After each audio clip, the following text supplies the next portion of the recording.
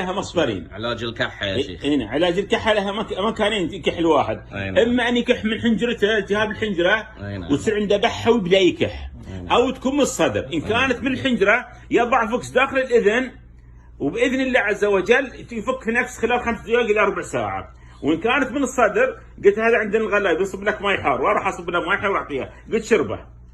قال حار، قلت شربه تجاقم، لا تشرب اليوم لا شاي ولا قهوه، يشرب بس ماي حار. قام يجا مخلصه، يوم خلصه قعدنا، قلت خلوه يكح. مضت نص ساعة يا ابو رجال يكح نكح. ماي حار صافي. اي ابد يذوب حتى البلغم اللي في الصدر، حتى البلغم هالمايده. ولا الحمد تشوف الرجل في ساعته. من بعد الفوكس في الاذان.